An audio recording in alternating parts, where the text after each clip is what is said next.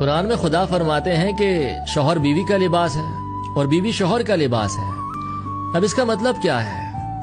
اس کا مطلب یہ ہے کہ جو تم میں کمیاں خامیاں ہیں وہ تمہاری بیوی چھپائے گی، اور جو تمہاری بیوی میں کمیاں خامیاں ہیں وہ تم چھپاؤ گے۔ اب اگر کوئی خامی بیوی کی تم نے آگے بیان کر دی تو تم پر خدا کی لعنت آ پڑے گی، اور اگر تمہاری بیوی نے کوئی تمہاری خامی آگے بیان کر دی تو اس پر خدا کی لعنت آ پڑے گی۔ تمہیں ایک دوسرے کا لباس بنایا گیا ہے، اور لباس کا مطلب ہے ڈھانپنا، چھپانا۔ اب تم جسم تو نہیں ڈھانپو گے اپنی بیوی کا، تو پھر حکم کیا ہے؟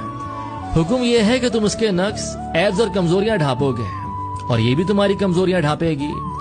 آپ دونوں پارٹنرز میں اگر کوئی کمی، خامی یا کمزوری ہے تو آپ جانیں اور آپ کا خدا جانے۔ زبان پر وہ بات نہیں آنی چاہیے، یہاں تک کہ اگر آپ کے سگے ماں باپ بھی پوچھیں تو آپ کے پارٹنر کی کوئی ایسی بات آپ کے منہ سے نہ نکلے، اور اگر وہ پوچھیں کہ تجھ میں یا تیری بیوی میں کوئی کمی ہے کیا، تو بیوی کو چاہیے وہ اپنے ماں باپ کو خاموش رہنے کو کہے، اور شوہر کو چاہیے وہ اپنے ماں باپ کو خاموش رہنے کو کہے، کیونکہ آپ دونوں صرف ایک دوسرے کے سامنے بے لباس ہوتے ہیں، دوسروں کے سامنے نہیں۔ تو آپ دونوں پر امانت ہے کہ ایک دوسرے کے عیب ستر میں رکھیں۔